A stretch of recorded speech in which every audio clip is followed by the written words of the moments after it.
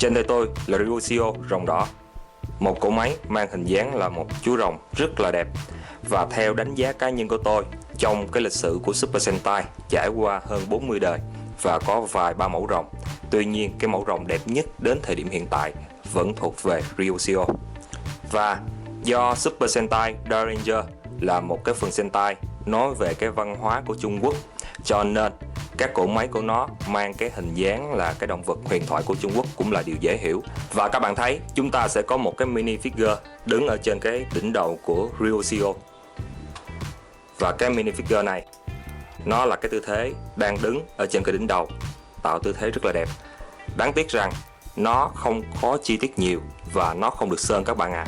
Thời đại bây giờ 2018 rồi, và cái mẫu sản phẩm này nó cũng là thuộc dạng cao cấp, nhưng không hiểu tại sao cái mẫu figure này nó lại không sơn.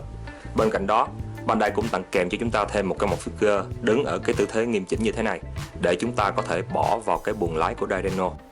Ở cái figure đứng như thế này thì chi tiết của nó sẽ rõ hơn, sẽ nổi hơn rất là nhiều, tuy nhiên cũng không có sơn các bạn ạ. Cỗ máy thứ hai là Shishi sư tử. Nếu như chúng ta không biết tên và chúng ta chỉ nhìn không thôi sẽ rất là khó nhận ra. Cũng có tặng kèm cho chúng ta một con mini figure với tư thế đứng ở trên đỉnh đầu. Và tương tự thôi, cũng sẽ có thêm một cái con mini figure đứng ở trong cái buồng lái của Dairedno. Cỗ máy thứ ba là Tenma, hay chúng ta còn biết nó là Pegasus, một cái con ngựa thần có cánh như chim đại bàng, và nó là con của thần biển Poseidon. Nó là một con quái vật nổi tiếng ở trong Hy Lạp, và không hiểu tại sao ở Dairanger đang là văn hóa truyền thống Trung Quốc lại lọt vào một cái con thuộc về Hy Lạp. Chẳng có liên quan tí nào, tôi cũng không hiểu nữa các bạn à. Và tôi chỉ thắc mắc như thế thôi. Với tôi thì cái dạng robot đẹp là được rồi, chứ tôi không lăn tăn nhiều. Và tương tự, một con mini figure đứng ở trên cái mũi của nó. Và thêm một cái con mini figure đứng ở trong cái buồng lái. Cỗ máy thứ tư, Krillin, kỳ lân, là một động vật huyền thoại ở thế kỷ thứ 5 sau công nguyên Trung Quốc. Và cũng rất là khó hình dung phải không các bạn? Chịu thôi. Và một cái mini figure đứng trên đầu của nó. Kèm theo sẽ là một cái tượng như thế đứng ở trong cái buồng lái Dairedno.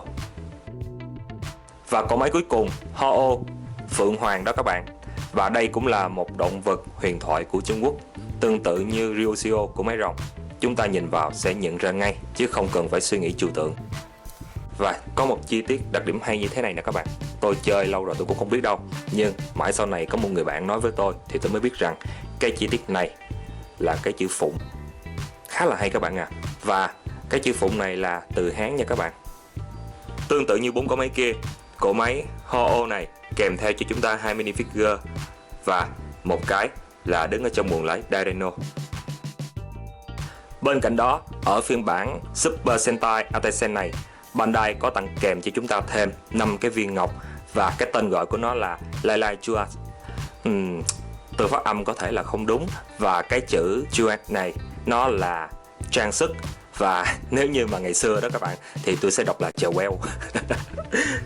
Và đây, không dùng dài nữa, tôi sẽ xem các viên ngọc nhé. Đây là ngọc của Ryushio, có cái hình đầu rồng ở giữa nè các bạn. Và viên ngọc thứ hai là của Shishi, nó có cái hình của sư tử.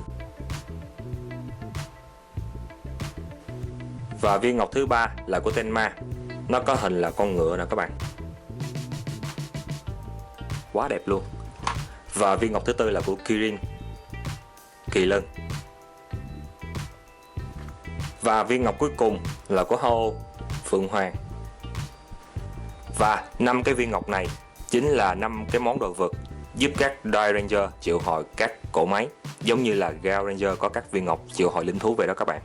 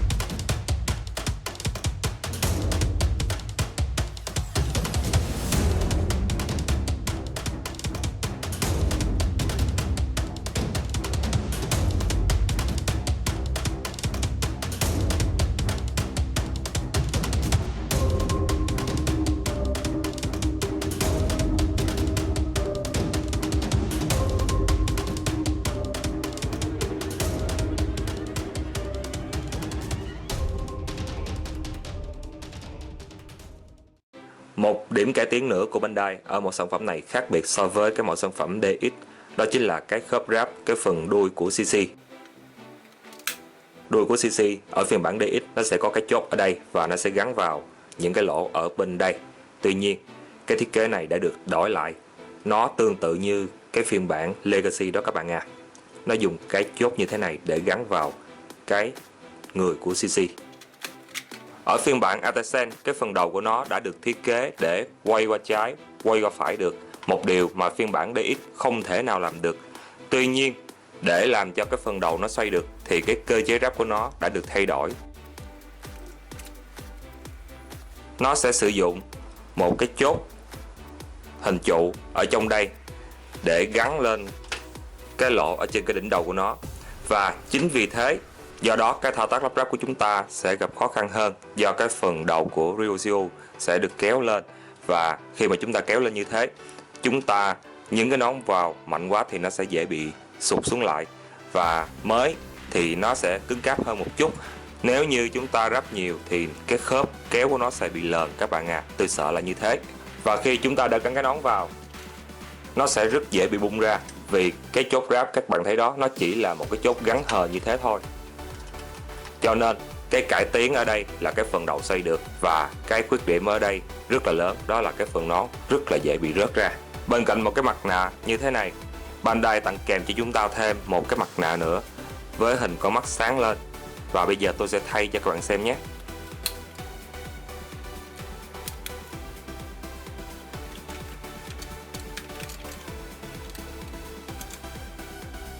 Đầu của nó có thể xoay được, và tay của nó được cho thêm một cái chi tiết rời, chúng ta thay thế gắn vào để nó có thể quay được.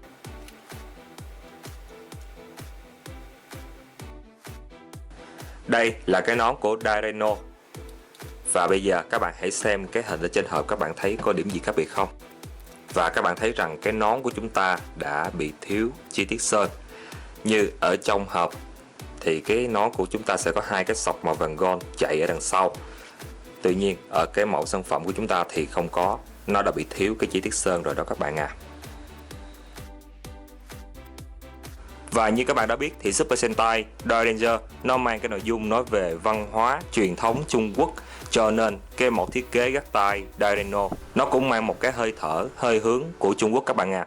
Và các bạn nhìn xem cái mẫu thiết kế như thế này, các bạn nhìn vào sẽ liên tưởng ngay đến là một bộ chiến giáp của người Trung Quốc cổ đại. Và cái cách thiết kế khi hợp thể cũng rất là hay các bạn à. Rồng đỏ là trung tâm, ở giữa là như một con người, và Shishi, Ho-Oh, Tenma và Kirin nó sẽ biến thành lần lượt là giáp chân, giáp tay, giáp người và giáp hông cho Daireino. Cực kỳ hay ở cái dạng ý tưởng thiết kế như thế này. Và khi các bạn soi cái bóng của Daireino, chúng ta sẽ thấy được một hình dạng chữ Hán, và chữ Hán này có nghĩa là núi. Và các bạn hãy xem chữ Hán này nhé. Đây là cái chữ mà tôi ghi ra đó các bạn. Lần đầu tiên tôi ghi chữ Hán luôn đó. Đây là cái chữ núi nè các bạn. Và bây giờ tôi sẽ tắt bớt đèn để tôi chiếu đèn cho nó hiện lên cái bóng hắt lên tường để các bạn xem nhé. Thấy không? Nó sẽ có 3 cái đỉnh, 1, 2, 3. Nó tạo thành cái hình chữ núi. Và đây là Ryoseo Warrior của chúng ta. Các bạn nhìn thấy cái mẫu này thì các bạn liên tưởng đến cái gì? Riêng cá nhân của tôi, khi tôi thấy cái mẫu sản phẩm này, cái mẫu thiết kế này, thì tôi sẽ liên tưởng đến Tôn Ngộ Không. Các bạn hãy nhìn trên cái đầu của nó nè, nó sẽ có cái chi tiết là hình cái vòng kim cô. Tôi không biết khi tác giả design nên cái mẫu sản phẩm này, tác giả có nghĩ gì không đến Tôn Ngộ Không, nhưng khi tôi nhìn tới thì tôi sẽ liên tưởng đến ngay cả vũ khí của nó nữa các bạn. Đây là cây thước bản của Tôn Ngộ Không nè. Nếu như Ryoseo Warrior gợi cho chúng ta đến cái hình tượng Tôn Ngộ Không cầm thước bản, thì cái Heavenly Chi Palette này sẽ gợi cho chúng ta liên tưởng đến là cân đổ vân, đám mây để Tôn Ngộ Không đi mây về gió đó các bạn. Nhìn rất là giống phải không? Và tôi không biết ý của tác giả như thế nào, ý của người thiết kế nên mẫu sản phẩm này như thế nào, nhưng khi mà chúng ta nhìn như thế này thì chúng ta sẽ liên tưởng đến ngay thôi các bạn à. Và bây giờ là nhận xét của tôi về mẫu sản phẩm này. Về hình dáng khi hợp thể rất là đẹp rồi, không thể nào chê vào đâu được, cực kỳ đẹp, cực kỳ ngầu. Bên cạnh đó chi tiết của nó không còn là dáng decal nữa mà là chi tiết được làm nổi và được sơn lên rất là đẹp, rất là chi tiết các bạn ạ. Cái cách phối màu của nó cũng rất là tuyệt vời. 5 cỗ máy, 5 màu hợp thể lại thành một mẫu siêu robot.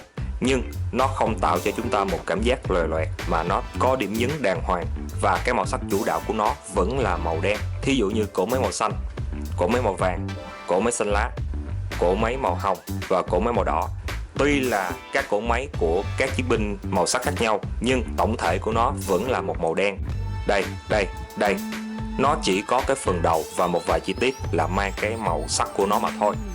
Như Ho-Oh, mặc dù là cỗ máy màu hồng nhưng nó chỉ có những cái chi tiết nhỏ là màu hồng như thế này thôi, để thể hiện nó là thuộc về chiến binh màu hồng. Chứ các bạn nghĩ xem, nguyên một cái phần con chim, con Ho-Oh nó màu hồng thì sẽ bựa như thế nào. Ở cái mẫu thiết kế này ta vẫn thấy rằng tất cả mọi thứ đều tập trung cho cái dạng hợp thể cuối cùng của nó, cho nên nhìn nó rất là nhất quán với nhau, nó không bị lòe lạc về màu sắc. Cái phần màu đỏ như thế này, cái chi tiết màu đỏ như thế này, các bạn thấy thì tưởng thừa, nhưng khi để vào chung với nhau các bạn thấy nó cực kỳ là hợp lý. Cái phần giáp của nó nữa, tại sao là màu xám? Ở phiên bản Power Ranger 1994 đó các bạn, thì Mỹ đã tự ý thay đổi cái phần giáp thành màu đen, và khi để cái miếng giáp màu đen vào, các bạn sẽ thấy rằng nguyên một con robot nó sẽ bị chìm xuống, và cái đầu của con CC màu đen nữa, nhìn nó chìm hẳn luôn. Bây giờ tôi sẽ lấy cái mẫu Power ra cho các bạn xem nhé. Đó, các bạn thấy không?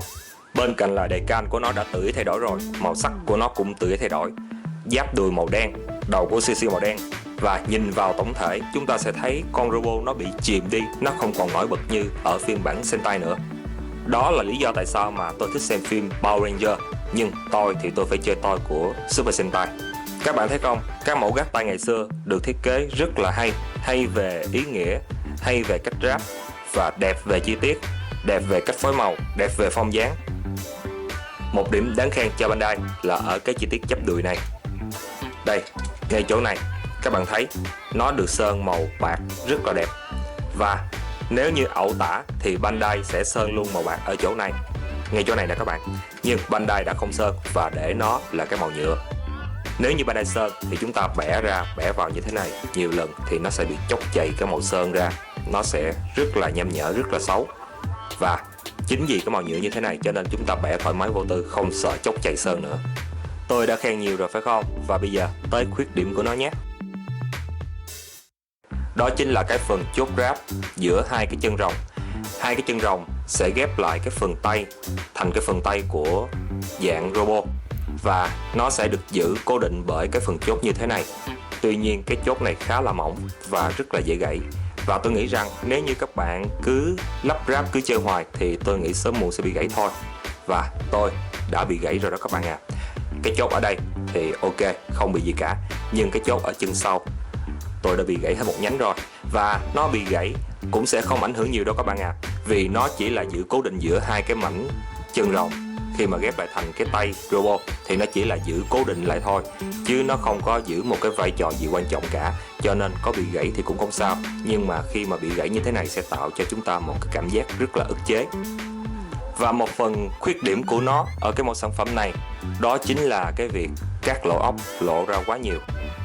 Đây, 1, 2, 3, 4, vô số luôn, lộ ra rất là nhiều và kém duyên. Ở phiên bản DX thuộc về những năm 90, nó dùng decal nó dán, và khi dán lên thì nó sẽ che lại không thấy lỗ ốc nhiều.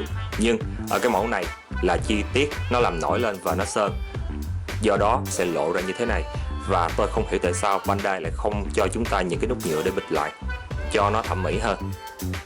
Và một phần nữa đó là cái sừng rồng. Ở phiên bản DX93 những năm 90 thì nó sẽ bị rỗng một vài chi tiết là điều dễ hiểu, nhưng ở phiên bản này là phiên bản cao cấp rồi và 2018 mà đến giờ vẫn không chịu fit lại, làm cho cái phần sừng nó được đặt lại để rỗng như thế này thì nhìn kém duyên. Và ở cỗ máy này chi tiết bị rỗng là ở cái phần vai này đây các bạn, cái phần vuốt của CC.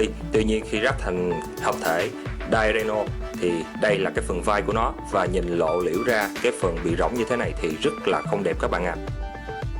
Và cái thanh trượng vũ khí của Ryushio Warrior, nếu như ở cái mặt này nó sẽ rất là đẹp, tuy nhiên khi chúng ta xoay qua đây thì chúng ta sẽ thấy nó bị rỗng và rỗng. Tại sao Bandai không làm đặc cho chúng ta? Dynamo có thiết kế quá đẹp. Thiết kế là một dạng người và mặc cái bộ giáp của Trung Quốc vào, rất là đẹp, rất là ngầu. Và tôi nghĩ do nó tập trung vào cái dạng hợp thể quá nhiều, cho nên ở cái dạng riêng lẻ từng cái cỗ máy con thú nó sẽ khó bị nhìn. Nó thiết kế hơi bị trừu tượng đó các bạn. Nếu như chúng ta nhìn vào thì chúng ta sẽ khó nhận ra đây là cái con gì. Chúng ta phải xem phim và chúng ta phải tìm hiểu thì chúng ta mới biết được, đây chính là Tenma, đây chính là Pegasus.